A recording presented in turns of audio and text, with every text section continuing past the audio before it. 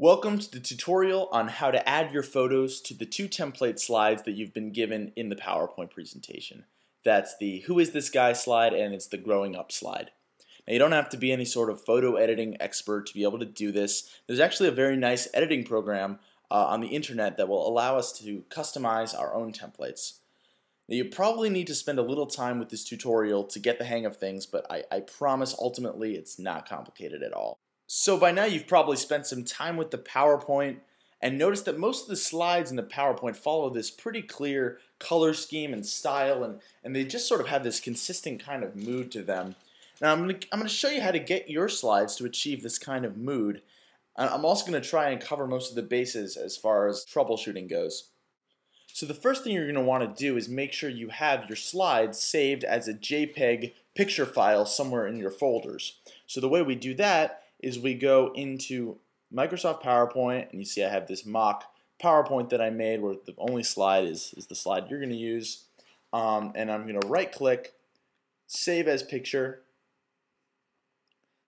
and I'm just going to save that into the tutorials folder.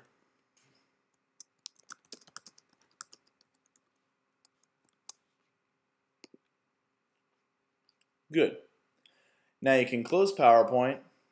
Obviously I'm not going to save. And now you're ready to open up your internet browser. There we go.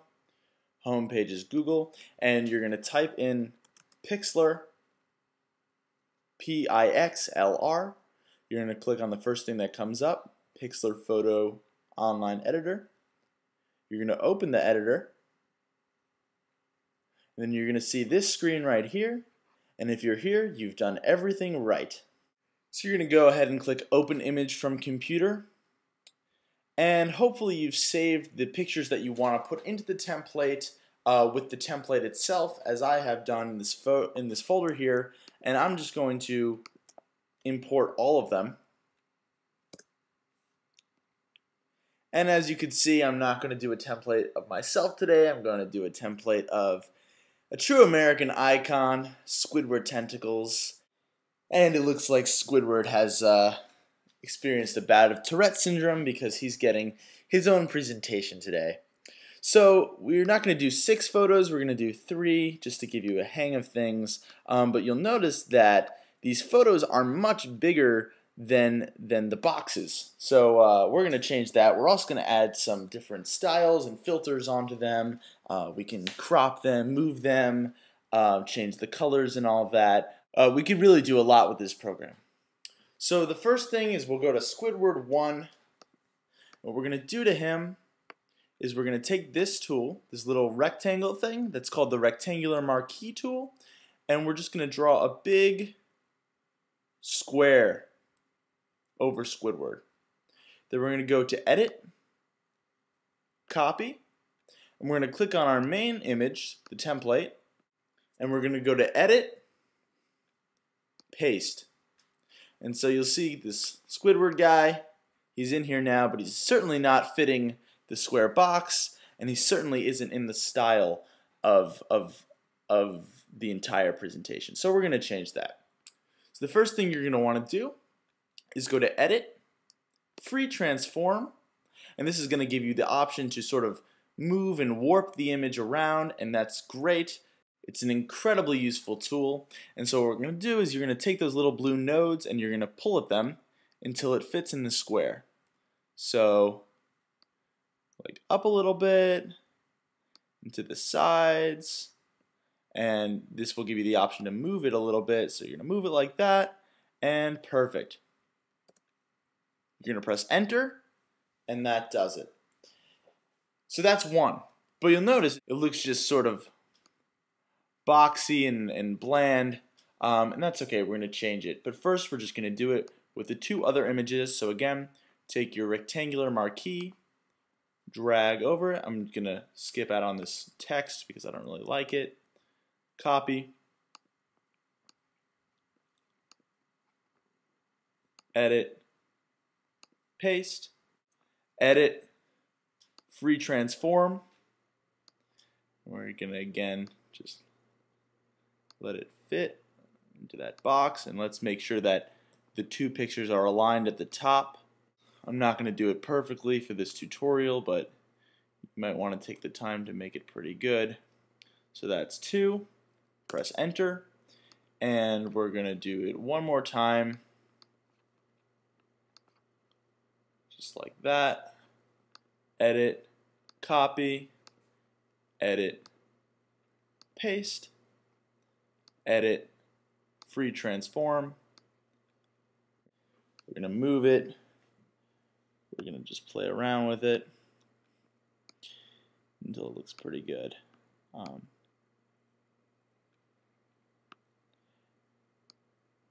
And now, because I only have 3 photos, I'm actually just going to crop out the other 3 and just make this a smaller image. Obviously, you'll have 6, but there's 3. And just in case you missed it, the crop tool was up here. It's this little diamond thing crisscrossed with a little line through it. I'll talk about all the tools you'll need as we go. So you'll see on the side now there's this thing called layers. And it's a really cool feature of Pixlr and of Photoshop is that it doesn't just make it one image when you paste it, it actually makes it different layers. So if I click layer 2 and I click on my move tool, I actually move it around a little bit, which is really nice because now we can go and edit sort of each layer without affecting the entire image or each sub picture of Squidward, so we don't have to alter everything all at once. So the first thing I like to do is I like to play around with the adjustments. So we're going to go to layer 1, and that's our picture right here of him being unusually happy for Squidward. We're going to go to adjustments, and the first adjustment that's very consistent throughout the presentation is there's a lot of this thing called cross-process. And we won't get into what cross-process really is, but that's what it does. It sort of increases the contrast and darkens the blues up a little bit, and it's really nice. So we're going to go click on our layers. There's layer 2. We're going to cross-process that. We're going to go up to layer 3. And we're going to cross-process that. Now at this point, if you're finding your workspace kind of messy, this might be a good time to X out of your other images of Squidward that aren't on the main one right now, and you don't have to save them because we didn't do any changes to them. If you did make some crucial changes to them, you might want to make some saves, but we didn't. And so now that this is cross-processed, I think it's looking pretty good. You can add other effects, of course. You can play around with the filters. If you go to filters, there's tons of different things. One of my favorite things is the color lookup tool on the adjustments, which basically allows you to reorient your color schemes. So there's that. I'm going to cancel that because I'm not really a big fan of anything that I saw. Another big one is the brightness contrast. Playing around with that is definitely a good way to enhance sort of the dramaticness of your image. If we were to increase that contrast a lot, I think that looks kind of good. So I'm going to press OK. And we are going to go ahead and do the same thing for layer 2, except this time we're going to increase the saturation, which just basically makes the colors stronger. And we'll decrease the light. No, we'll increase. Nah, you know what? I like the lightness the way it is right now. But we will go up to that brightness contrast, turn the contrast down a little bit, just make it a little more dramatic. Turn that brightness down a little bit. It just increases the poppiness of the image. And we'll go and do that for our layer 1. That's our happy Squidward. We'll go and increase that saturation a little bit, make those colors a little nicer. And we'll also go and increase that contrast. You see there's more sort of drama to that image right now. So I'm really happy the way this is coming out right now. And so once I'm satisfied, I want to combine all of my layers into one image. And so I'm going to go to click the layer at the top and go down to flatten image. That's going to take all my layers and combine them. Now you notice the one thing is that the corners seem a little bit sharp. and we want to kind of blend them into the background. So what we're going to do is we're going to go, oh, I already have it clicked, is the Shapes tool, and there's this little, vanilla looking circle and square, and you're going to click on the line right there, and you're going to change the size. My mode needs to be normal. The size will probably be 1. You're going to change it up to 20, and you're just going to go around the perimeter of your photos with the line tool, making sure it stays straight as possible. And that should should take some edge off the edge. I'm not being perfect here, but it should align all of the edges of the photos together so you have some nice smooth edges, and it'll take a little bit of the edge off. It'll add a little bit of shadow, which is really nice. And we're going to change our size to 15 here for these middles, just because it's a little smaller of a gap. We don't want too big of a gap. And that should add a little bit of shadow. This is your final product unless you want to do more, in which case you're absolutely free to do so.